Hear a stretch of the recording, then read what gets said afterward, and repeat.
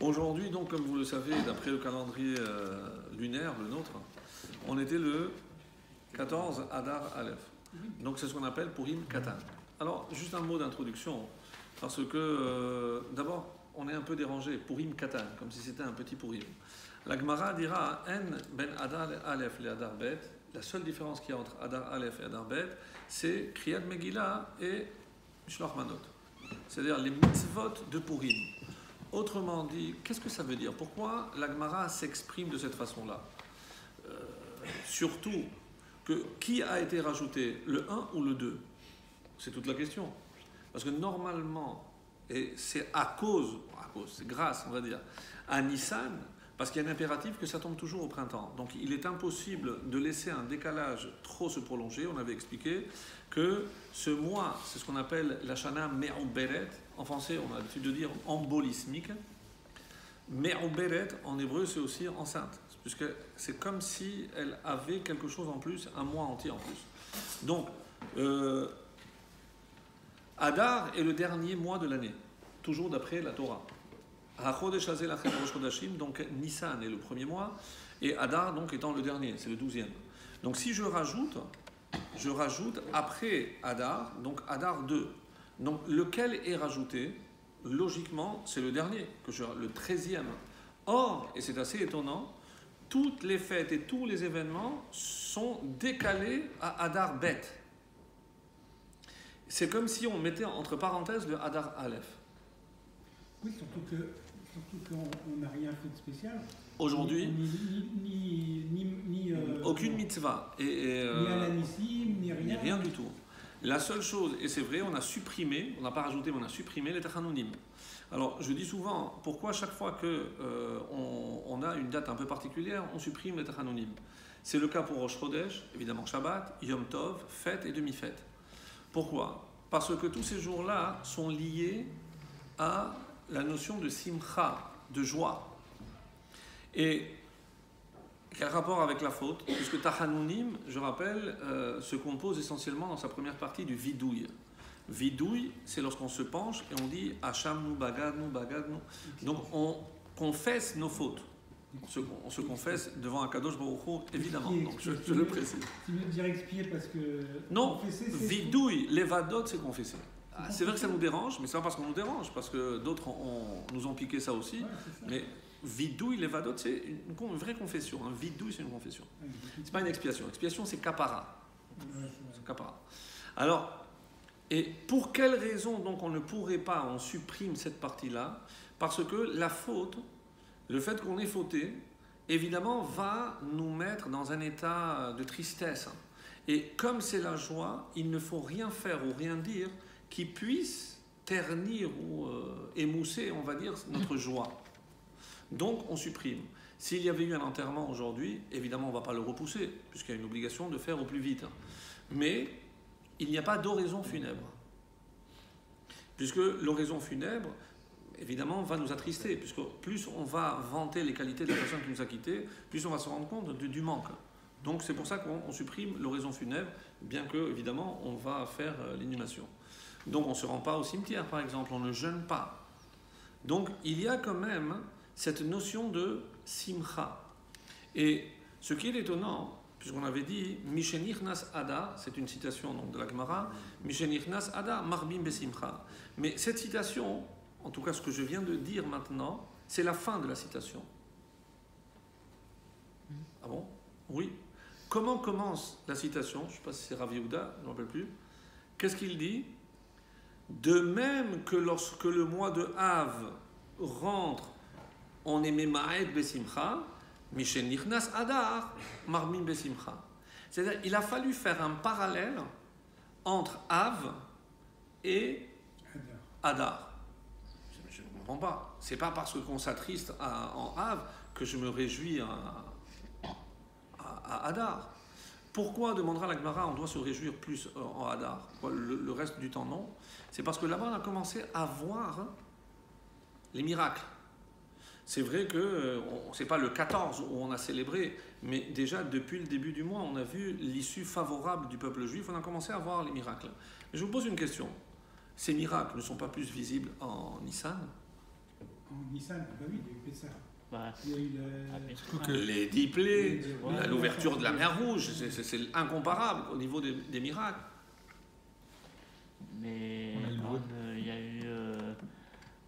Oh, mais il y a eu la mort de. Des premiers-nés. Non, pas la mort des premiers-nés, la mort de Haman. Il y a. Non, il y a c'est pas ça qui nous voulu- réjouit plus. Rappelez-vous, on a souvent dit Bin Pol Oivecha Altisma. C'est pas parce que tu vois tomber ton ennemi qu'on doit se réjouir. Donc là, c'est pour que l'on comprenne que la joie, la simcha, la réjouissance ne doit pas provenir de la chute de notre ennemi. Donc Ouais, la simcha et un n'est peu pas liée à un Haman, événement aussi. extérieur. Et Même aussi- si Haman est mort, et même si ses enfants ont été pendus. Et ma question n'est pas là. Ma question est, si je dis que Hadar, je dois me réjouir parce que j'ai vu les miracles, la question s'impose d'elle-même. Mais les miracles sont plus impressionnants à Nissan qu'en Hadar. Par exemple, et les premiers miracles à Hadar et les miracles suivants à Nissan. Oui, mais c'est pas ma question, toujours pas ma question. Ah, Ma question, c'est de la même façon que j'ai dit que je dois me réjouir le mois de Hadar parce que je vois les miracles, ben, si c'est ça la réponse, si c'est la raison pour laquelle je dois me réjouir, parce que je vois les miracles, mais les miracles sont plus grands en Nissan, donc je dois me réjouir encore plus alors en Nissan. Surtout qu'en Nissan, il n'y a pas marqué qu'il faut se réjouir. Oui, en Nissan, il y a quand même 4/5 du peuple juif qui est resté. C'est ce que je pensais qu'il allait dire, la mort des 4/5, donc ça vient nous attrister, ou la mort des Égyptiens dans la mer Rouge, qui d'ailleurs on ne dit pas le Hallel complet à ce moment-là. Il y a des événements qui sont venus, on aurait pu dire oui, mais il y a aussi des morts à Purim, en tout cas chez les ennemis, chez Haman, ses enfants, tous les... Et le Vaudor Mais- Il y a le veau d'or. elle Ça, rapporte. on va revenir au veau d'or, ne t'inquiète pas, c'est prévu. Ah ouais, Mais bon. puisque c'était vraiment le 14 Hadar, je voulais vraiment faire une petite réflexion à ce propos et après on fera le pont avec notre paracha, parce qu'on doit dire un petit mot sur la paracha. Alors, la question est la suivante, c'est que la sortie d'Égypte, c'était un événement unique. Les miracles, c'était certainement des miracles. Mais, comme je viens de le dire, c'était des miracles uniques. C'est pas quelque chose qui est donné à tout un chacun, même le plus grand des prophètes. Yecheskel ben Bouzi n'a pas vu ce que la servante a vu. C'est dire si le niveau de vision à ce moment-là était exceptionnel. Donc ça, c'est vraiment unique. C'est pas notre quotidien. Notre quotidien, c'est Purim. Pourquoi ? Parce qu'à Purim, lorsque je lis la Megillah, je peux parfaitement dire c'est un concours de circonstances. Mordechai était au bon moment, au bon endroit, il a entendu le complot. Vashti, heureusement qu'elle a énervé comme ça, elle a été exécutée, elle a laissé la place à Esther qui sera choisie parmi toutes les candidates à Miss Perse. Le soir où ça nous arrangeait, eh ben, il a été frappé d'insomnie, notre roi Achashverosh, etc., etc. Donc véritablement, tellement de circonstances, je peux tout attribuer au hasard. Alors, C'était que moins vient- éloquent, oui, moins visible, moins visible. exactement. Et pourquoi la véritable joie, c'est Hadar et pas Nissan ? Lorsque que c'est visible, c'est tellement clair que la preuve, on va le voir avec le veau d'or. Vous vous rendez compte, si tu m'avais dit 40 ans après la sortie d'Égypte et le don de la Torah, ils ont fait la Avodah Zarah quand ils sont entrés en Israël. Bon, ça fait 40 ans, donc c'est dans les oubliettes. Mais 40 jours après, tu viens de voir tous les miracles que Dieu te fait. Tu vois Moshe descendre avec les pierres. Pas encore, parce que justement, il était en retard. Parce qu'il était Mais enfin, Vayered Hashem al Har. Tu sens la présence de Dieu, tu tournes, Moshe tourne le dos, et allez hop, on s'éclate. C'est incompréhensible. Incompréhensible. Malgré toutes les explications qu'on a données, qu'on donnera et qu'on continuera à donner année après année, mais ça nous perturbera, parce que c'est perturbant. Je veux dire. Surtout qu'on appelle cette génération d'or des A, la génération de la sagesse. Donc nous à côté, on reviendra donc sur cette question d'idolâtrie, mais pas avant d'avoir éclairci ce point de 14 Hadar. Donc c'est vrai, pourquoi tout est repoussé à Hadar 2 ? C'est-à-dire c'est Hadar 2 qui est le vrai, et donc c'est Hadar 1 qui est rajouté finalement. Donc il est inséré. On avait expliqué, rappelez-vous, que pour que le compte soit exact, donc on rajoute 7 fois Hadar 2 dans un cycle de 19 ans. D'accord? Pour que ce soit clair. Alors, nous, notre but, c'est que la Lune et le Soleil se rejoignent. Mais on sait très bien que lorsque l'un est là, l'autre n'est pas là. Mais on sait très bien que lorsque je vois la Lune, je sais que le Soleil n'est pas loin. C'est une chanson, ça. C'est une chanson. On avait même C'est pas de mon époque, rassurez-moi. Mais... Le soleil. Non, mais à part ça, c'est vrai. Tant que je vois la Lune éclairée, je sais que le Soleil est quelque part, parce que c'est la lumière qui se reflète, bien entendu. Mais bon, en dépassant cette question d'astre, ou de désastre, ouais, qu'est-ce qui se cache derrière? Qu'est-ce qui se cache derrière? Alors vous allez me dire, oui, mais parce qu'il faut que Pessah tombe en printemps. Ça, c'est, disons, la raison visible.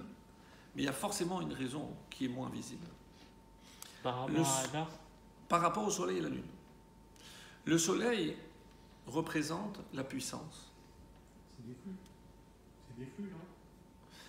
Le Soleil, c'est ce qui maintient tout, puisqu'on a besoin pour se chauffer, pour la lumière, pour voir. Au-delà de ça, du physique, est-ce qu'il n'y a pas des flux spirituels à travers les astres? Le Soleil, Par exemple, la Lune. la Lune. La Lune. En effet, c'est ce que je voulais dire. J'ai un peu court-circuité. Parce que j'amène petit à petit. Donc c'est vrai que le Soleil, on voit bien qu'il est indispensable à la vie. Donc à la vie physique. en gros, le soleil est matériel et la lune est. Et plus spirituel.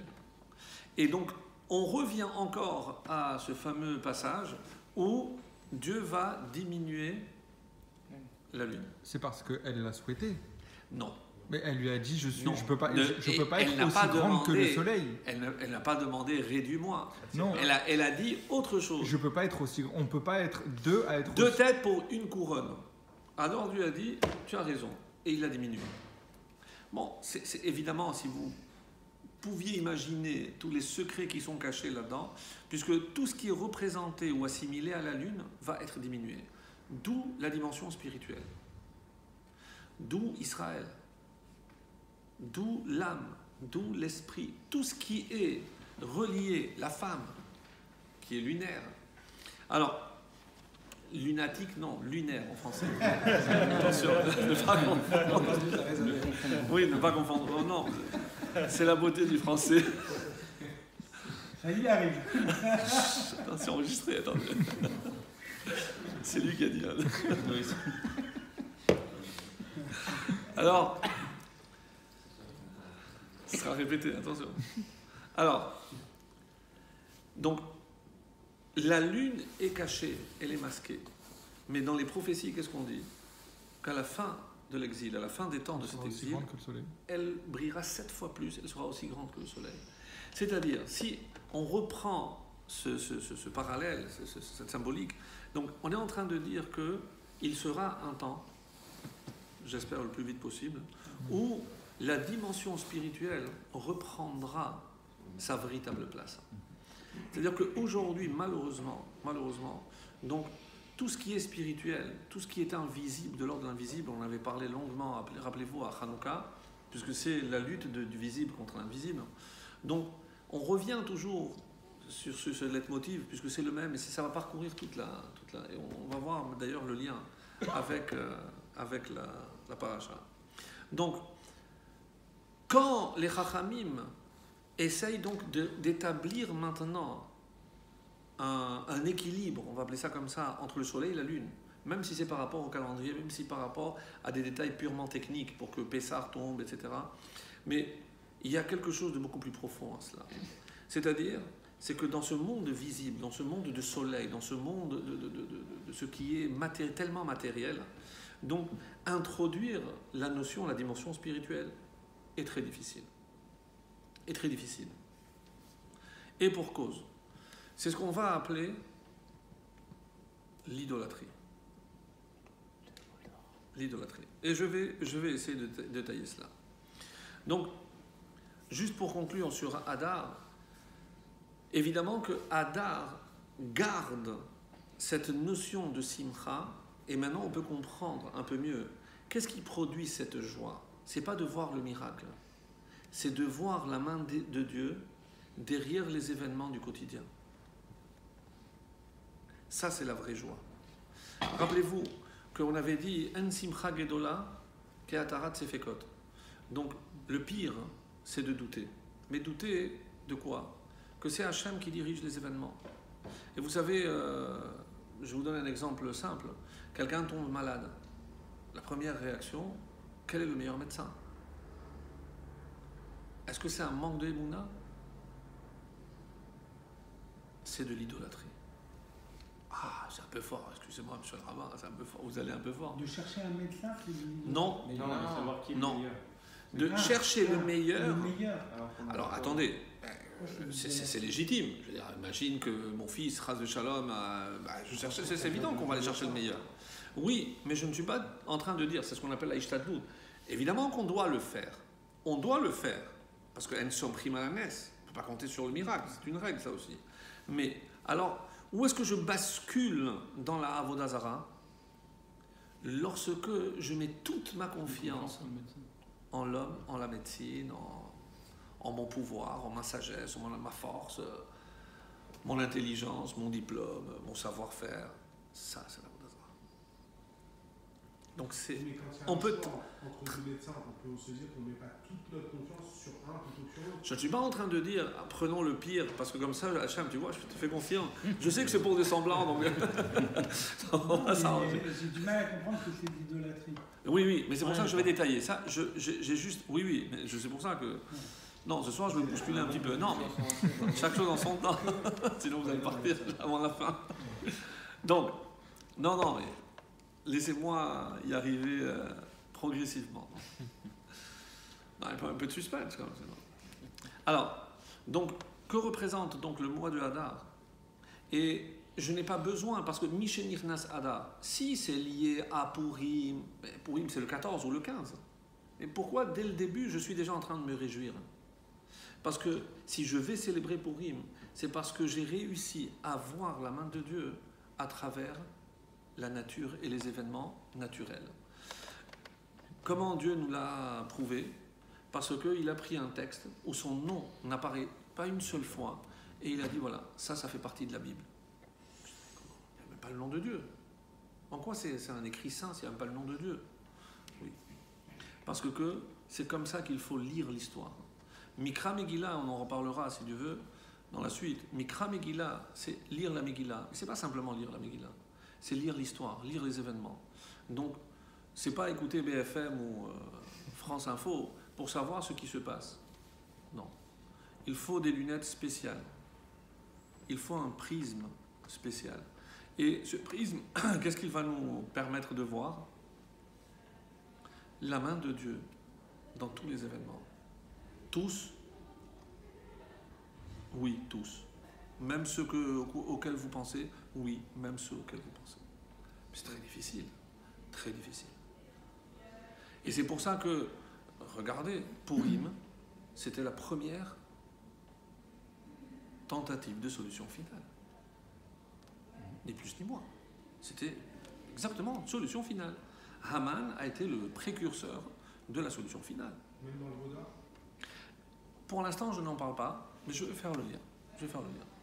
Donc, oui, Hadar Aleph a évidemment la même joie. Et même s'il n'y a pas, qu'est-ce que les Chachamim veulent dire? Il n'y a pas les mitzvot. Mais la notion de joie est aussi intense Hadar Aleph que Hadar Bet. Il n'y a aucune différence au niveau de la joie, au niveau de la vraie simcha, entre Hadar Aleph et Hadar Bet. Et ça, c'est très important. Alors, et pourquoi j'ai besoin de me baser sur Av, sur la destruction du temple? Parce que, évidemment, on s'attriste, on a l'obligation de s'attrister à Av, parce qu'on a perdu le temple. Mais qu'est-ce qu'on a perdu? Des murs? De l'or? Qu'est-ce qu'on a perdu? La Shekhinah, c'est-à-dire cette possibilité, si le doute me saisissait, j'allais faire un petit tour du côté du Beth Hamikdash, et en regardant les miracles au quotidien là-bas, aujourd'hui, si je suis assailli par ce doute, où je vais? Chez mon psy, chez mon rabbin, peut-être. Mais vous comprenez, c'est ça ce qu'on a perdu. C'est-à-dire, avant, même si à l'extérieur c'était moins visible, mais le temple restait comme un trésor de présence divine. C'est ça ce qu'on a perdu. Donc ça, on a une raison de s'attrister, parce que c'est ça qu'on a perdu. Mais d'un autre côté, c'est pas parce qu'on a perdu le temple que la présence divine a disparu entièrement. Et Purim est le pendant. Vous comprenez le parallèle? C'est magnifique. C'est-à-dire, de la même façon que tu t'attristes, tu as des raisons, mais attention, Purim vient pour rééquilibrer cette perte. Et c'est en cela que Purim est sans aucun doute, comme les Chachamim disent, et pourquoi je pousse à Adar Bet, Somchim Geoula les Geoula. C'est parce que comme ça, je vais juxtaposer une délivrance à une autre délivrance. La délivrance, oui, Purim est appelée une délivrance, c'est appelé une Geoula. Même si les miracles n'étaient certainement pas aussi prodigieux que Nissan. Mais Geoula, ça c'est une Geoula, et ça aussi c'est une Geoula. Et comme c'est le dernier mois de l'année, et que nous nous préparons à notre Geoula, donc c'est Purim qui nous prépare plus à la Geoula que Pessah lui-même. Parce que Pessah, vous pensez que Hachem il va fendre la Méditerranée pour couvrir un couloir pour que tout le monde aille directement en Israël? C'est comme ça que vous préconisez? Non, ça c'est Spielberg. Dans la réalité, non, c'est pas comme ça. C'est pas comme ça. Le vrai miracle, c'est Purim. Et c'est Purim la source de joie, pas Pessah. Parce que c'est en sachant que malgré tout, et même lorsqu'il s'occulte, Hachem est toujours là. Et c'est pour ça que c'est assimilé à la lune. Parce que la lune, on ne la voit pas. Et même il y a des nuits où elle termine où elle commence, on ne la voit pas. Mais on sait qu'elle est là. On sait qu'elle est là. C'est la raison aussi pour laquelle, lorsqu'on fait Birkat Alevana tous les mois, David Melech Israël, Chai Vekayam. David est toujours là. Ah mais on ne voit pas. Où est le roi d'Israël? Qu'est-ce que ça veut dire? Chai, il est vivant. Kayam, il existe. Mais il est où? Il est là. De la même façon que la lune est occultée, c'est pour ça que toute la marloquette, vous savez pourquoi on commence le Birkat Alevana le 7? Parce que là on commence à vraiment voir, Chaud 15. Après comme elle est décroissante, donc on prend... C'est pour ça que c'est la fête qui restera... Oui, oui, oui. Alors, pour revenir maintenant à notre paracha. Ce qui est très étonnant, c'est la conséquence de la faute du veau d'or. La faute en elle-même, elle nécessite évidemment un approfondissement, une compréhension, mais qui sommes-nous à côté de cette génération pour imaginer un tant soit peu qu'on puisse comprendre quoi que ce soit à ce qui s'est passé. Mais bon, c'est notre devoir de comprendre. Juste répéter ce que les Chachamim disent, que la faute du veau d'or est au peuple juif, ce que la faute de Adam est à l'humanité. Donc il y a forcément un lien. Et si dans l'une des fautes, la première, il y a eu des conséquences, dans la deuxième, il y a obligatoirement aussi des conséquences. Malheureusement. Alors, les Chachamim se poseront une question intéressante. Lorsque Moshe a brisé les tables, elles étaient trop lourdes, elles sont tombées. Je ne rentre pas dans les détails des midrashim, ça vous lirez tout seul. Mais les Chachamim posent la question, comment elles se sont brisées? Comment elles sont brisées? En 1000 morceaux, 14, 12, c'est quoi la question? C'est quoi la question? Et surtout la réponse qui est encore plus étonnante. Elles se sont brisées au milieu. Au milieu. Et ça disparaît. Il y avait deux tables. Donc il y avait 5 à droite et 5 à gauche. Ouais. Donc si je dis au milieu, donc il y avait au final il y avait quoi? 4 morceaux. Ah. Avant tout, petite précision importante, surtout avec toutes les illustrations, malheureusement même dans certaines synagogues, on représente toujours les tables, les louchot, arrondies. C'est une erreur. Elle faisait 6 sur 6. 6 tfachim sur tfachim. Donc c'était carré. C'était un vrai cube. Et on dit qu'elles avaient la mesure de la Aaron. Et vous voyez que le Aaron n'était pas arrondi, donc il était carré. Donc ça rentrait exactement dedans. Donc cette idée, je ne sais pas si c'est Michel-Ange ou... Mais enfin... Les premières étaient dedans, dans le... Oui. Et après, il y a marqué aussi que les débris des premières étaient aussi dedans. Bah, regardez derrière vous. Oui, oui, oui, partout. arrondi. Partout. Partout c'est arrondi. Mais ce n'est pas la réalité, il faut le savoir, il faut le faire savoir. Alors pourquoi on ne peut pas. Bon, maintenant c'est une idée préconçue, mais je ne sais pas d'où. Bon, j'ai dit peut-être que c'est Michel-Ange, mais je ne sais pas. Bah, on pourrait aller rectifier. Bref. La réponse, évidemment, déjà la question, il faut comprendre ce que les Chachamim veulent savoir. Est-ce qu'ils sont intéressés à savoir en combien de morceaux les pierres ont été brisées? Non. C'est pas ça qui les intéresse. Qu'est-ce qui les intéresse? C'est savoir quelles ont été les conséquences de cette brisure. Et la réponse, lorsque je dis qu'elles ont été cassées au milieu, alors je dis, bon, j'ai une pierre, elle se casse au milieu. Mais c'est pas ça le fond de la réponse. Ah, c'est pareil, le spirituel de gauche avec le Droite. de droite, pardon, avec le sociétal de gauche. Donc Avec tout le le monde sait que il y a deux pierres. Celle de droite, c'est Ben Adam Lamakom, ce qu'on appelle les religieux. Donc, mais c'est le vrai sens du terme. Religieux vient de religa. Religa, c'est relier, ce qui relie l'homme à Dieu. Donc c'est ça la religion. Et à gauche, c'est Ben Adam Lachavero. Donc les idéalistes à droite et les gauchistes, les humanistes à gauche. Que veut dire que les tables se sont cassées au milieu? C'est-à-dire qu'il y a une brisure, une rupture. Comment ça se traduit cette rupture? Oui.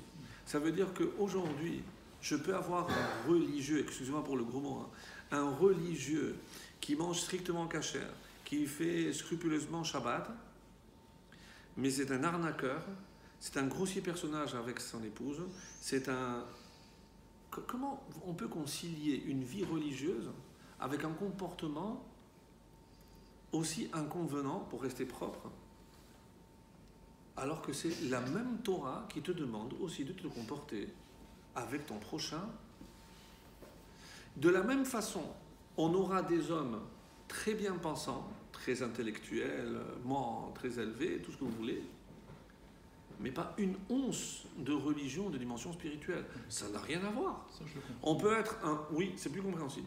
Je peux être un homme, je ne fais de mal à personne, mais c'est aussi aberrant l'un que l'autre. Ça, c'est l'âme, ça, c'est le corps, ça, c'est la matière, ça, c'est l'esprit. Oui, mais quelque part, l'homme qui réfléchit peut venir dans l'autre côté. Alors que dans l'autre cas, ce n'est pas le cas. Oh, intéressant ce que vous dites. Ah, Vous pensez que celui qui est à gauche peut rejoindre la droite, oui. Plus facilement que mais ceux de l'inverse. droite ne rejoignent pas la gauche. Oui.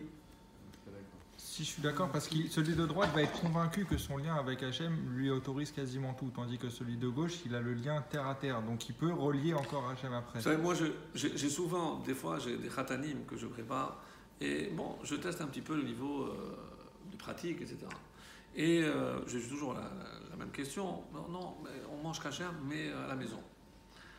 Je lui dis, alors il faudra que vous me donniez le secret. Il me dit quoi? Je lui dis, mais comment vous changez d'estomac à l'intérieur, à l'extérieur? Comment vous faites? Alors, ça nous fait rire. Mais maintenant, je donne l'exemple d'autre côté. Comment on peut faire tellement attention à tout ce qui rentre kasher, strictement, les tampons, Et pas ce qui sort de et là. pas ce qui sort? Mais c'est la même bouche. C'est la même bouche. C'est aussi ridicule l'un que l'autre. Je vous ai démontré que c'est pas pire l'un que l'autre. Vous comprenez ce que je veux dire? Oui. Mais c'est vrai. Pourquoi? Parce que nous, on ne fait pas de la shonara. À part certains qui ne Même- parlent pas. Même si on tient sa langue, on a beaucoup de mal. C'est beaucoup, très difficile. Très difficile. Très difficile. Très difficile. Même si il faudrait faire un jeûne de la parole permanent. C'est malheureux, mais c'est ça. On parlait que de choses, je sais pas spirituelles, mais indispensables. Indispensables. Donc, la conséquence de cette brisure, c'est la séparation de la droite et de la gauche. Du matériel, du spirituel. Et là, on rentre. Excuse-moi, il y a quelque chose que je ne comprends pas. Ça s'est cassé. S'il y a une seule chose que tu ne comprends pas, c'est magnifique. Non, pas une seule chose, il y a quelque chose. Le but du peuple juif, c'est élever le matériel, enfin mettre du spirituel dans le matériel. C'est un peu ça. On peut le dire comme ça. On peut le dire comme ça. Donc, quand on a reçu la Torah, c'était ce but. Il n'y avait pas encore cette séparation. Et Je suis en train de te dire que cette séparation date depuis avant la création de l'homme. Depuis la réduction de la lune. Donc c'était inéluctable. C'était déjà prévisible, si tu préfères. Pas déterminé, j'aime pas ce mot, mais prévisible, oui. Que Adam allait fauter, c'était presque une évidence. donc ça devait arriver. Ça, bien sûr, ça devait Cette table était trop spirituelle pour Mais c'était les seuls vrais. Moi, je n'ai pas le niveau. Écoutez, je n'ai pas le niveau parce que chacun doit rester à sa vraie place. Mais chez Virat al-Luchot, comme ça on l'appelle, la brisure des tables, c'est à assimiler avec une notion extrêmement élevée kabbalistique qu'on trouve dans la Chassidoute et autres. Chez Virat Hakelim. Chez Virat Hakelim, c'est la brisure des ustensiles, des vases. À quoi ça fait allusion? Donc je ne vais pas expliquer, c'est pas la prétention. Mais avant la création de notre monde, il y avait deux concepts. Un spirituel, c'est toujours le même principe, et un matériel. Un qui s'appelle or et l'autre Keli. C'est le Keli, vase, le récipient, et or, la lumière. Mais tout ce que Dieu a créé, il a créé selon ce modèle. Comment je peux savoir quel est le Keli, par exemple, pour capter des énergies à Pessah? Puisque Abraham a fait des matzot pour recevoir ses invités. Il savait déjà qu'il y avait cette énergie. Et il a compris que pour capter ces énergies, c'était la matzah. C'est vrai, comme une parabole. Mais ça ne suffit pas de capter l'énergie. Il faut aussi ingérer cette énergie. C'est pour ça qu'on mange la matzah. Tu comprends? Donc, la matzah, finalement, ici, joue le rôle de Keli. Et cette énergie invisible, c'est or, c'est la lumière. D'ailleurs, combien de matzot on met à Pessah? 3. Nous, les séfarades, on a un petit napperon, on a 3 compartiments. Et des fois, dans certains napperons, il y a marqué à quoi correspond chacun des 3. Non. Kohen, Lévi, Israël. C'est laquelle qu'on coupe en deux? C'est la deuxième, c'est Lévi. Pourquoi? Parce que la tribu de Lévi a été coupée en deux, Kohanim et Léviim. C'est une explication. Et qu'est-ce que vous remarquez? Je viens de dire que la matzah, c'est le Keli. Mais Kohen, Lévi, Israël, si je prends les initiales, Kohen, Lévi, Israël, ça forme Keli. Ça veut dire que Kohen, Lévi, Israël, c'est le peuple juif. Le peuple juif est le Keli de la lumière divine. Il faut être à la hauteur. Il faut être à la hauteur. Donc, comment expliquer que Dieu a créé des vases qui étaient incapables de résister à la lumière divine? Ça fait partie des choses extrêmement profondes. Mais il y a une conséquence. Donc ces vases n'ont pas supporté cette lumière et donc ils se sont brisés. Ils sont brisés. De cette brisure est né notre monde. Donc nous sommes là pour faire quoi? Réparer les vases. Réparer les vases. Qui est similaire à réparer la faute. Exactement. Et donc toutes les fautes, en passant par celle de Adam, par celle de la génération de Hénor qui ont commencé à faire de l'idolâtrie, par la faute du veau d'or, c'est la conséquence. Mais nous, on est là pour réparer. C'est comme ça que le rabbi disait, quand est-ce que le Mashiach viendra? C'est lorsque on aura recollé le morceau. Mais bon, il l'a dit de manière un peu plus profonde. Il a dit lorsqu'on pourra mettre la lumière du Tohu, c'est la lumière de la création, dans les Kélim du Tikkun, de notre monde. Et là, on aura tout réparé. Vous comprenez que notre travail, et c'est pour ça que les mitzvot consistent en quoi? Regardez toutes les mitzvot, ont toutes une base matérielle. Un Sefer Torah, c'est de la peau. C'est de la peau. Si je prends le loula, c'est des branches, c'est des herbes.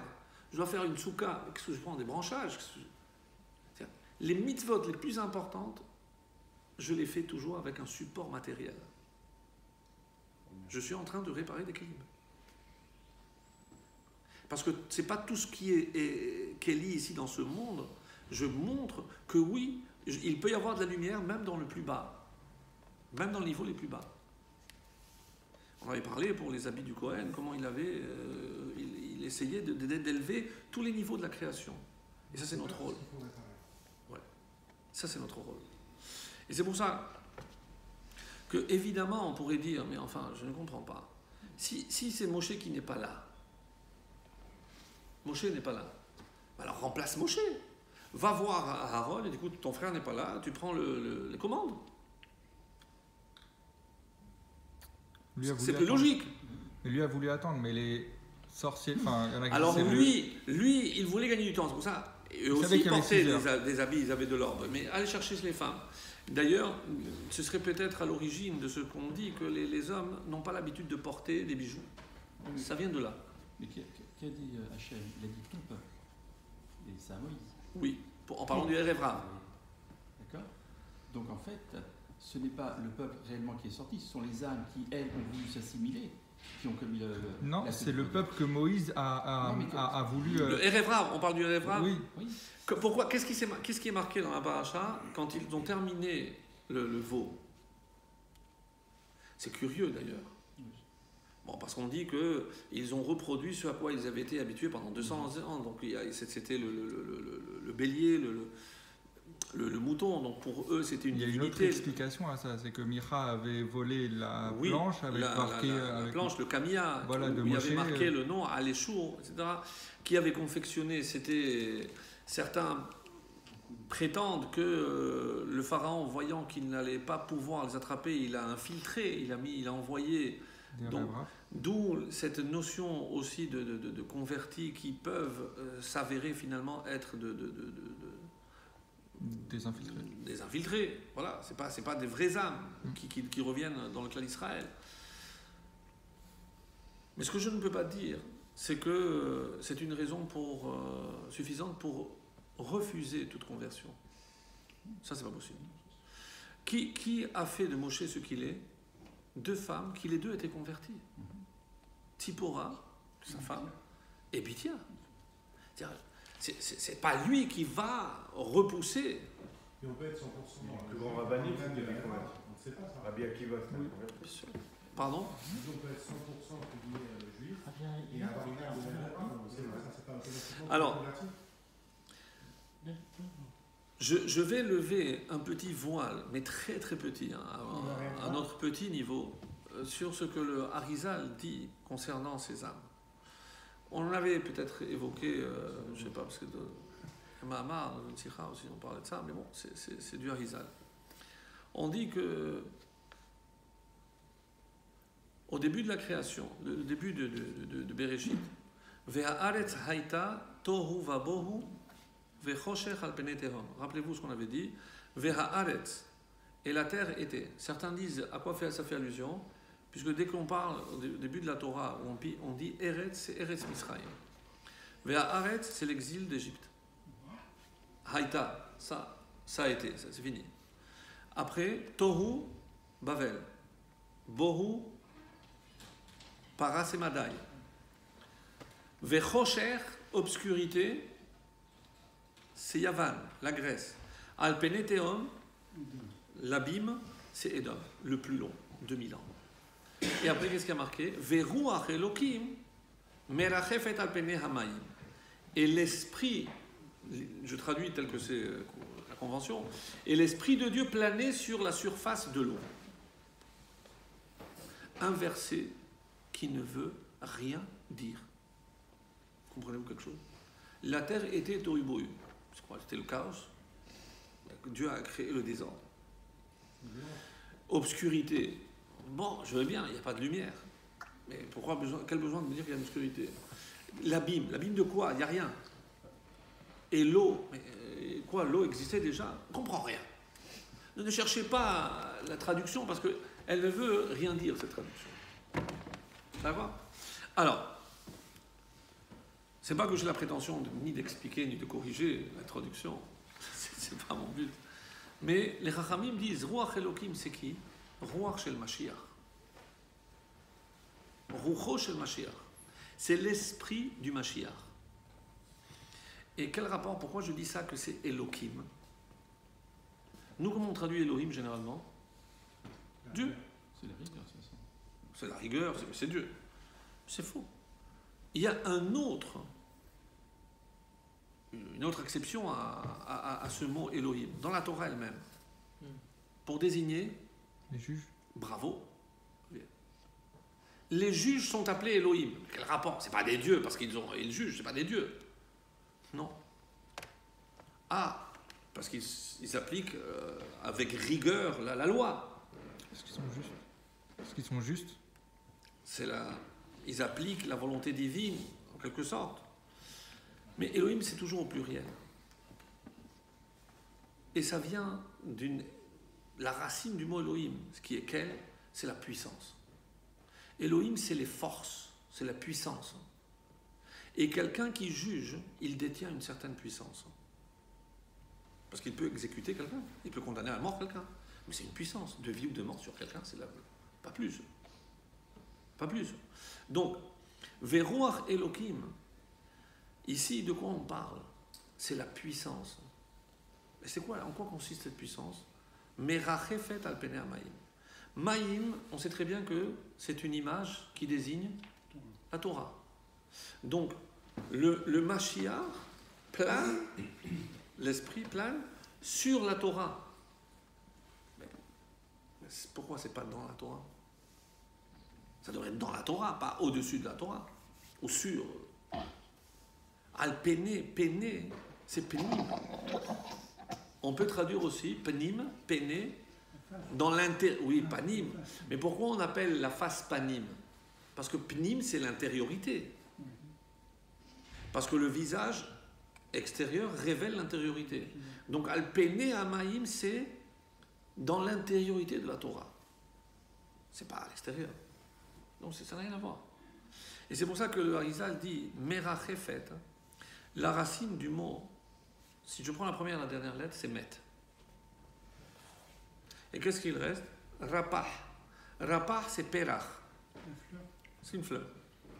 Et dans le Zohar, c'est le Harizal qui l'explique, c'est la valeur numérique de Perach, c'est 288. À quoi ça correspond? Non. 288, c'est les âmes qui se sont perdues. Dur et brave. Et non, c'est pas faux. Mais Moshe, qui est aussi Minamaïm Meshiteo, qu'est-ce qu'il a réussi à faire Moshe? Il a récupéré Rav 202 et il manque 86. Et 86, c'est la valeur numérique de Hateva, qui veut dire aussi Elohim. Bon, qu'est-ce que ça veut dire? Le monde ne pourra pas atteindre sa plénitude tant qu'on n'aura pas récupéré ces 86 âmes perdues. Mais, donc il n'y a que 86 convertis? Non, 86, ce sont les essences d'âmes. C'est les âmes premières. Et ça, c'est après la faute de Adam, il y a 288 qui sont éparpillés. Donc, vous comprenez que... Parce qu'à la base, Adam, il avait oui, la globalité. il contenait toutes les essences d'âme. Et après la faute, on dit que ça s'est éparpillé, on a perdu 288. C'est comme ça qu'il a perdu son intensité de lumière. Oui. Mais Oui. Et d'ailleurs, c'est ce que Yaakov laisse sous-entendre à ses enfants lorsqu'il dit « J'ai entendu qu'il y a en Égypte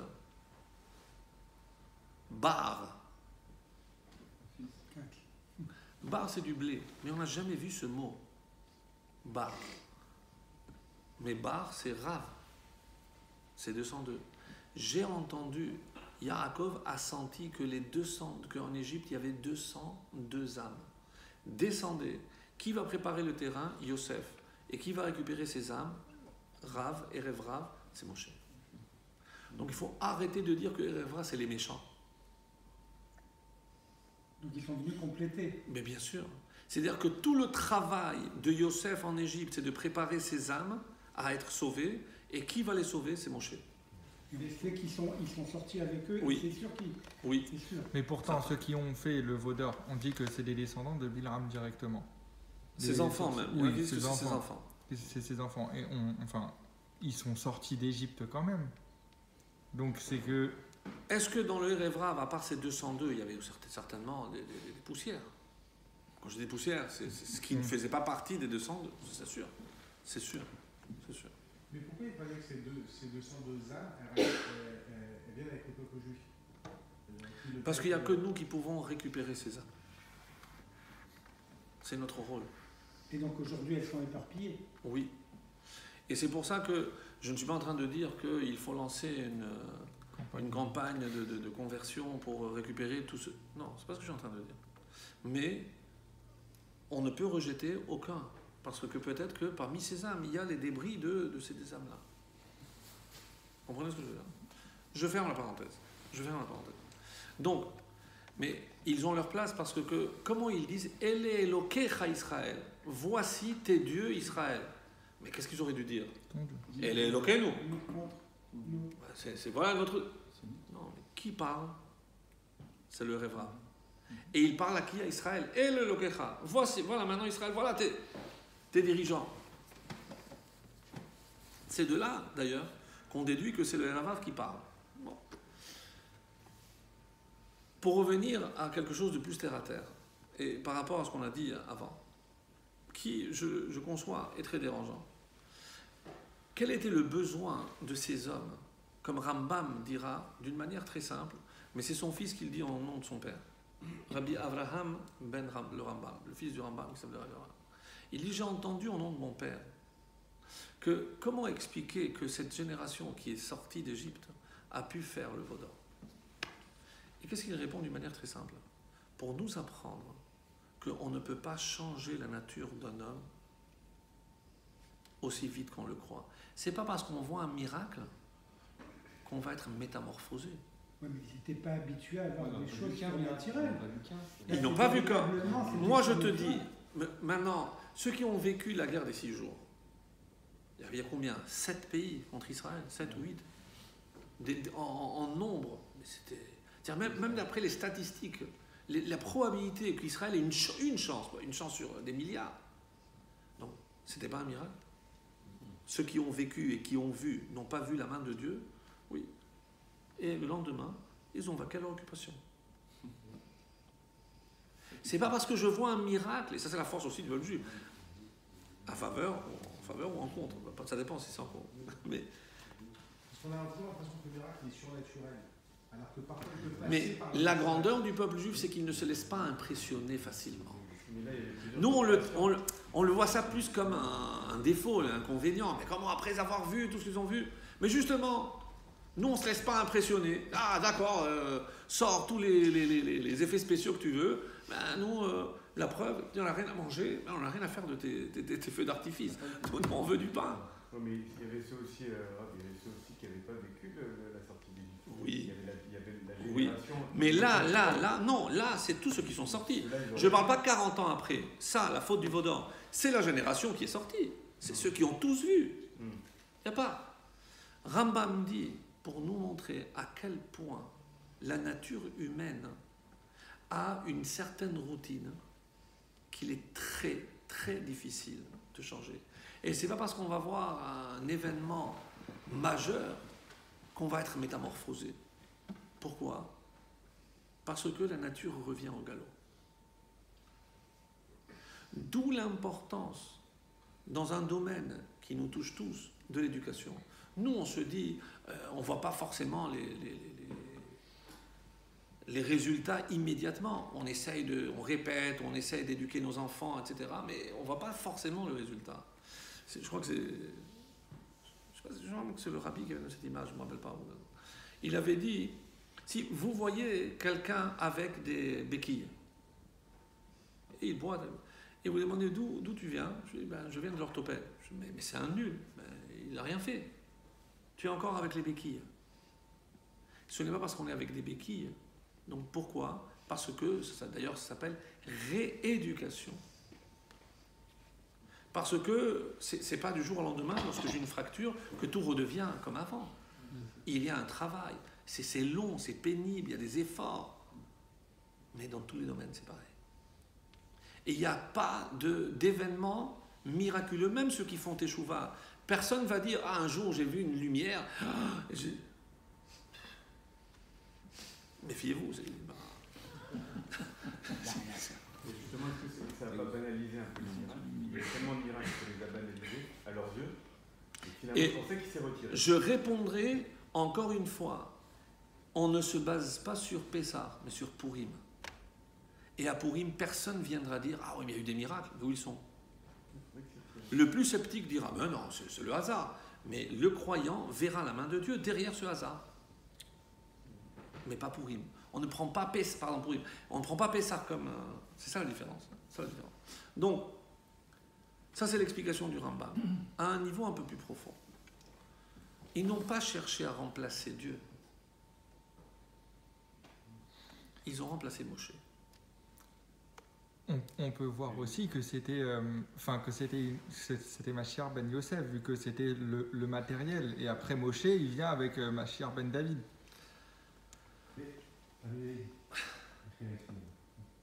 Pourquoi vouloir remplacer le Père dans l'idée alors que vous avez Yeshua? Pourquoi vouloir le remplacer par un statut? C'était ma question. Mais même pas Yeshua, si tout le monde ne l'accepte pas. Aaron, ils l'ont pratiqué 40 ans de plus que... Il s'est sauvé à 40 ans. Pendant 40 ans, Moshe disparaît de la circulation. On ne sait même pas ce qu'il est devenu. Mais en Égypte, après la tentative... Mais qui c'est qui a supporté tout le peuple? C'était Aaron. Et les gens vénéraient Aaron. C'est pour ça que le seul qui pouvait reprendre la situation en main, c'est Aaron. Et d'ailleurs, Hur, le fils de Myriam, tu vas me dire, Ils l'ont tué. Mais ils l'ont massacré. Qui l'a tué? Oui, mais c'est justement parce qu'ils l'ont tué qu'il a pris peur. Non. C'est pas l'explication. J'aime pas cette explication. Parce que sinon, on ne peut pas imaginer qu'il a joué un rôle par peur de mourir. Mais quoi? Alors, mais ça fait partie des 3 fautes pour lesquelles je me laisse tuer plutôt que transgresser. Alors si c'est de la Avodah Zara, alors je me laisse tuer. Et Aaron, quoi? Aaron, il n'a pas fait ça? C'est inconcevable. Inconcevable. Peut-être qu'il nous manque un passage. Non. Un chapitre, on dit.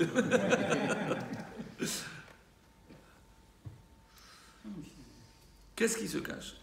Aaron, il a fait le raisonnement suivant. Lui, c'est la prêtrise. En absence de Moshe, Hur représentait la royauté.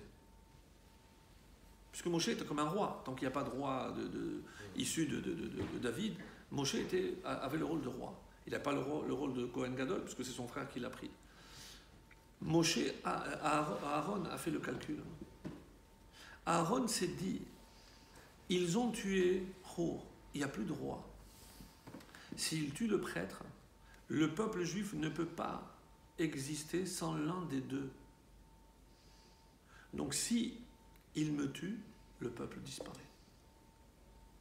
Même si je sais pertinemment que Moshe va redescendre, puisque eux ils ont compté le jour du départ, alors que normalement c'était le lendemain qu'il fallait compter les 6 jours, les 40 jours. Ils ne pouvaient pas proposer un remplaçant de Hur qui aurait pu être...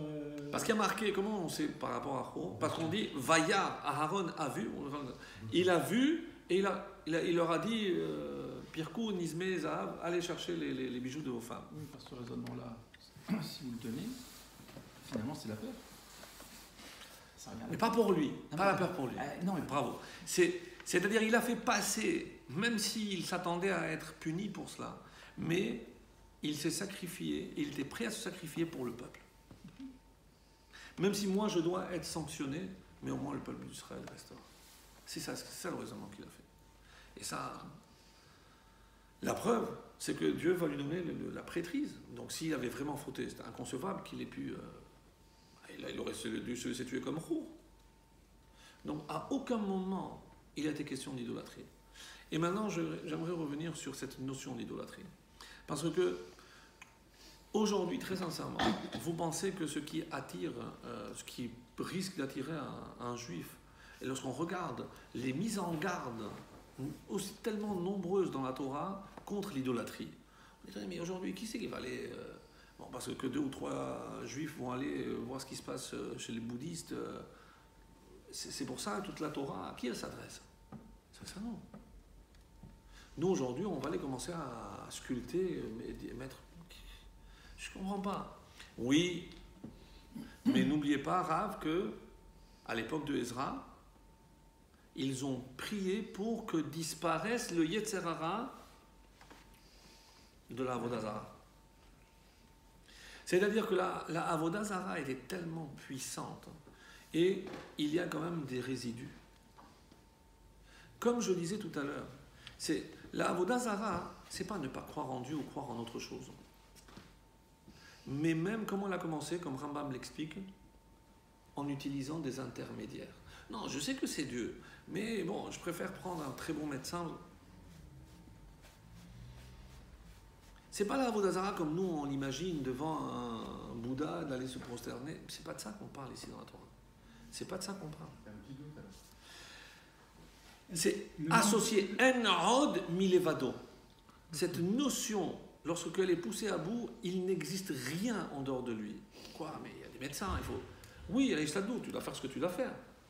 Mais ta confiance totale et pleine n'est que sur Le Hachem. manque de Emouna, c'est considéré comme de l'Avodah Zara. Bravo. Bravo. Bravo. C'est très dur. Alors on a tous, vous comprenez que lorsqu'on fait Hachamdou, on est tous, mais on se le dit. On a toujours un doute quelque part. Non, pardon.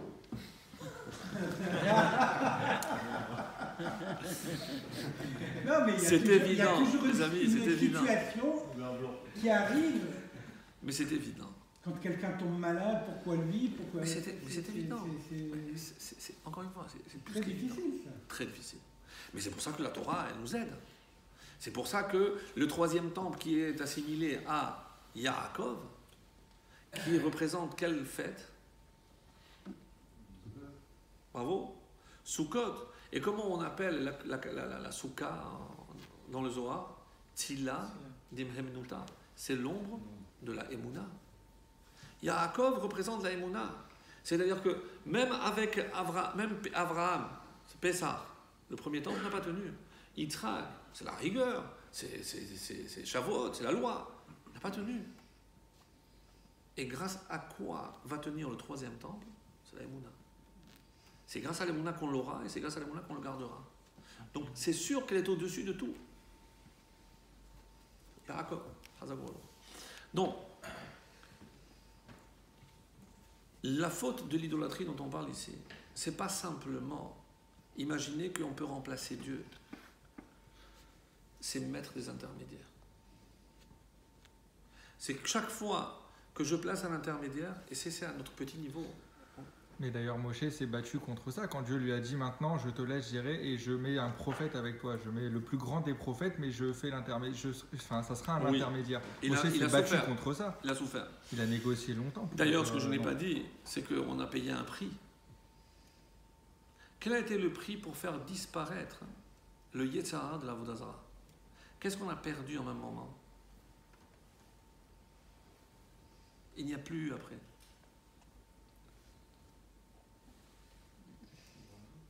À quel moment? J'ai pas compris. Quand le Sanhedrin, la Knesset Gedola, ils se sont réunis et ils ont prié pour que Hachem fasse disparaître le Yetzer Hara de la Avodah Zara. Eh bien, ça nous a coûté très cher. Qu'est-ce qu'on a perdu? Puisque ça c'est exactement à ce moment-là qu'il n'a plus eu au sein du peuple juif.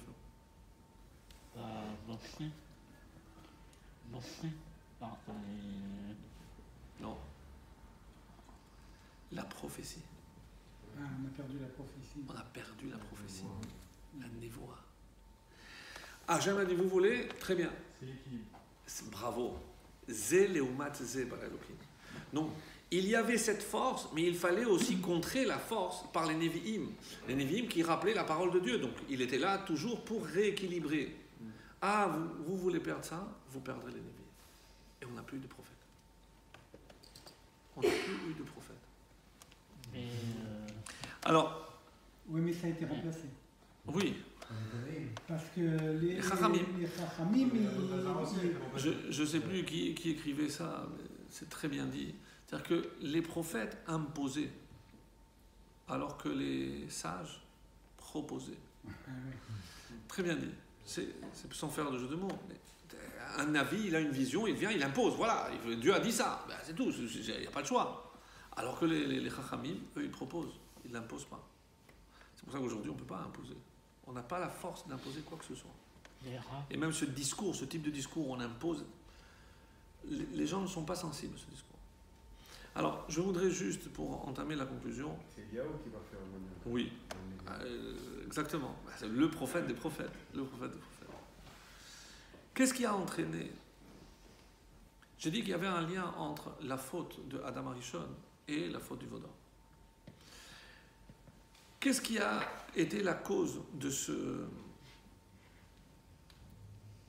dérapage du peuple? Nombre de fois. La cause ou la conséquence? La cause. et voilà ici, c'était une histoire de timing. 32, chapitre 32. Ouais. Vayar Ha'am, le peuple a vu, Il y a eu 6 heures. qui Boshesh Moshe la Redet. Bachèche. Boshesh, les Chachamim disent, pour une question de 6 heures. Mais comment 6 heures. il va réussir en 6 heures? il n'est pas entré là. Il est bien en haut. Mais c'est pour ça qu'ils ont dit Non, qu'il y avait des c'était avec- sorciers. avec Donc les parmi les sorciers hommes, c'est eux qui ont fait. Et Micha qui a jeté la plaque. jeté la plaque La plaque de. de Moshe. Il avait récupéré. Et Micha, il était idolâtre. C'est le seul qui était sorti avec une statue. Je me trompe pas. Comme je dis tout à l'heure, Vayar Aharon, Vayiven Misbeach. Aaron a vu et il a construit le Misbeach. Qu'est-ce qu'il a vu? On l'a dit, le cadavre de Ho. Alors ici, c'est un terme très rare, Boshesh. Et c'est pour nous dire que quelque part, il a manqué 6 heures. C'est pas la première fois que ça apparaît, et c'est le lien avec la faute de Adam. Juste avant les 6 jours, je crois, dans la première page. Quand on décrit le Gan Eden, qu'est-ce qui a marqué? Que Adam et Chava étaient Erumim, les deux étaient nus, Velo hitboshashu. Il n'avait pas en On traduit par il n'avait pas en Boshesh, boshashu. Aïe, aïe, aïe, aïe. Ils n'ont pas, là-bas comment on traduit? Il n'y avait pas de gêne. Ils n'ont pas eu de boucha, de honte. Ils n'étaient pas gênés. Ils étaient couverts de la nuée. Pour quelle raison, on ne sait pas trop, mais le terme ici fait tilt. Ici, c'est Boshesh, là-bas, hit boshashu. Et la racine, c'est pas tellement boucha. Qu'est-ce que c'est? C'est shesh, c'est 6. Hit boshashu, là-bas, je revois shesh, et ici, bashesh, 6. Il y a une liaison avec le 6. 6, c'est les 6 jours de la création. Sur la création. Il y a les entrées. Les Entrées. 613. C'est pas 6, mais bon, c'est 600. Ah, C'est ça, un peu. On vient de dire, les louchot étaient 6 sur 6. 6 sur 6. C'est curieux, 6. Donc, 6, c'est quelle lettre? Vav. C'est la liaison. Ah. Là, on va relier Adar Bet, le 14 Adar, Purim Katan, la faute du Vaudor, on va tout faire. Comme les Marocains, c'est la tchouk-tchouka, on met tous les ingrédients et c'est ça. Vav, c'est la lettre de connexion. Adam et Chava avaient été placés pour faire la connexion entre le matériel et le spirituel. Lohit Boshashu. Ils n'ont pas assumé ce rôle. Ils n'ont pas cherché à se dépasser pour faire l'effort de parachever la création. Lohit Boshashu, quel est le verset juste après? Vea Nachash Haya'alo. Ah, vous ne voulez pas remplir votre rôle? Vous, Israël, vous ne voulez pas? Eh bien, il y en a d'autres qui viendront. Le Nachash, valeur numérique de Nachash, Mashiach. Parce qu'il est considéré comme Mashiach pour ceux qui devaient. Et justement, cette déviation, lorsque dans le summum de l'intermédiaire entre l'homme et Dieu, qu'est-ce que je vais placer? Mieux encore qu'un veau d'or. Un homme! Je n'ai pas besoin de... En haut, là, je ne sais pas ce qui se passe, mais cet homme, je le vois. D'ailleurs, je vais le laisser bien plaqué, là. Mais c'est ça. Mes amis, mais c'est ça ce que ça veut dire. C'est-à-dire le Mashiach, c'est-à-dire tout le monde doit croire en quelque chose. Si je ne crois pas en une force, un idéal, ben je crois en l'homme. Et si Dieu a créé l'homme à son image, eh ben l'homme ne tardera pas à créer un Dieu à son image. C'est ce qui s'est passé. C'est ce qui s'est passé. Et c'est pour ça que il y a cette séparation qui s'est opérée dans l'humanité où tout le monde court derrière un idéal. C'est que, je vous avais raconté ça, une fois le rabbi, il a pris le rabbi Groner, son secrétaire, il regarde par la fenêtre, qu'est-ce que tu vois? Les gens, ils vaquaient, couraient, et alors il leur dit, je vois des gens qui courent, je fais non, ils vont tous prier. Le rabbi il parlait, il priait, mais c'était des goïms, ils vont travailler. Il m'a dit oui, mais ils vont faire ce en quoi ils croient. Eux, ils croient qu'ils sont là pour travailler, pour gagner de l'argent, Mais donc c'est une forme de prière. C'est-à-dire pour eux, ils courent derrière leur idéal. Donc on ne doit pas faire la même erreur. Parce que ça, on appelle Anachnu ratzim vehem ratzim. Comme on dit le matin. Les deux en cours. Mais pourquoi on se compare à eux? Parce on peut très vite basculer de l'autre côté. Très vite basculer de l'autre côté. Donc viendra le Mashiach. Et il remettra un peu d'ordre dans tout ça. Mais loin de s'occuper que du peuple juif, le Mashiach va réussir à réunifier l'humanité. Quand est-ce qu'elle s'est séparée?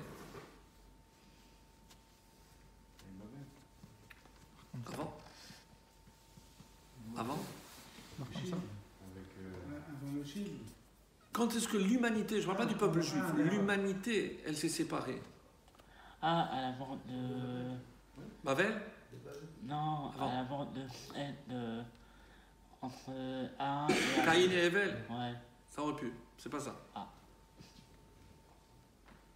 Noach recommence une humanité. Il y avait 3 enfants, Shem, Ham et Yafet. Ils devaient, à eux, représenter toute l'humanité. Pourtant, ils vont se séparer. Shem partira de son côté. Abraham descendra, nous après Ishmaël et Esav. C'est Shem. Ham, qui va être maudit, c'est l'Afrique. Et Yafet, c'est la Grèce, c'est l'Occident, qui se mêlera après avec Édom. Parce que rappelez-vous, d'abord, il y a eu Esav, et donc Esav ou Édom. C'est-à-dire, Rome n'était pas du tout chrétien. C'était des païens. Donc, ils vont adopter. Donc, Yafet se réunifie avec Édom. Donc, aujourd'hui, c'est la même chose. Donc, il y a, grosso modo, l'Occident, il y a l'Orient extrême, où nous sommes, Shem, et il y a l'Afrique. Que devra faire le Mashiach? Réunifier tout le monde. Et comment je le vois dans son nom? Parce que Mashiach, c'est même Eshim. C'est Shem. Yud, Yafet, Echet, Cham. Chez Ham et Yafet, je ne prends que l'initiale, je prends que l'élite. Mais Shem, il est tout. Le nom est là. Le nom est là. Et c'est pour ça que vous remarquerez que Mashiach et Moshe, c'est pour ça qu'on dit le Goël, la Rishon, c'est les mêmes lettres. Alors que Moshe, Hachem, Dieu, Moshe qui est Shem, Dieu donne le He, qu'il avait donné à Abraham, le He, Behe Beraham, les cinq livres de la Torah, le message, la mission. Et Mashiach, il conclut cette mission. C'est pour ça que c'est Shem et Chet et Yud, c'est aussi celui Chai. Le nom est toujours vivant. Shem Chai. Et ça, c'est le Mashiach. C'est-à-dire que quelque part, et c'est la réparation finale de toutes les fautes qui nous ont aujourd'hui amenés à être ce que nous sommes. Donc, quelque part, il ne faut pas faire comme nos ancêtres, ceux qui ont assisté au festin d'Achashverosh. Pourquoi on leur a reproché? Pas parce que c'était pas cachère, pas parce que c'était mixte, non. Parce qu'ils ont profité de ce repas. C'était cachère. Quelle était la vraie raison pour laquelle ils l'ont fait? Ce sont des gens. Parce que Achashverosh a fait son calcul, et pour ça qu'il a attendu la 3e année de son règne. Parce que Achashverosh a dit maintenant c'est la fin des 70 ans de l'exil. Il n'y a pas eu de délivrance, il n'y a pas eu de reconstruction du temple, c'est fini. Le peuple juif est fini. Là, je peux revêtir mes habits de Kohen Gadol, je peux sortir les kélim. Mais comment les juifs ils ont participé à ça? Ben, ils n'ont pas utilisé eux les ustensiles. Mais en assistant, qu'est-ce qu'ils ont démontré? Ils ont validé l'idée de ils ont cessé d'espérer. Et un juif qui cesse d'espérer, c'est un juif mort. Pourquoi le décret d'extermination? De toute façon, tu es mort. Si tu n'as plus cette espérance, après 120 ans, la première question qu'on me posait, Tzipita l'Ishua, est-ce que tu as espéré en Mashiach? C'est ce qui passait Oui, oui, ça s'assimile. Ils ont arrêté d'espérer, c'est ça? Oui. C'est aussi assimilé à ça. Ouais. Ils ont cessé d'espérer. Et qu'est-ce qui s'est passé avec ceux qui n'ont plus cru en Égypte? Ils sont restés là-bas. Ceux qui ne croient plus que le Mashiach viendra et que ça va se passer en Israël, ils restent à attendre. Ils attendent. Il faut, mes amis, comprendre qu'un juif vivant, c'est un juif qui espère toujours. Et c'est ça, Tzipita l'Ishua. C'est ça la délivrance. C'est-à-dire que c'est pas nous arrêter sur les fautes, mais surtout, c'est ce que je voulais conclure, c'est par rapport au titre. Qu'est-ce qui a marqué? Que veut dire le mot Kitissa? C'est élevé. Et c'est curieux, pourquoi? Parce que il y a toujours un moment où on chute et un moment où on se relève. Mais par quoi ça commence toujours? Par l'élévation. Dieu nous donne la Torah. Donc le peuple s'est élevé. Après la faute du veau d'or. Après on chute. Mais Hachem, il a pardonné. Et qu'est-ce qu'il a donné? Il a donné les deuxièmes tables. De la même façon, la Torah est ce qui permet au monde d'exister.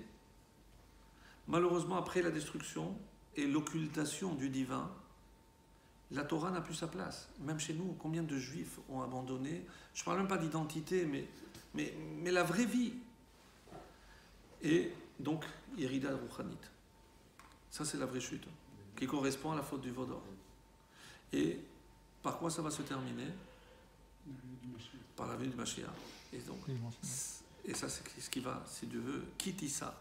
Lorsque Hachem élèvera la tête du peuple juif, ben, Ezrat Hachem Bekarov Mamash. Amen.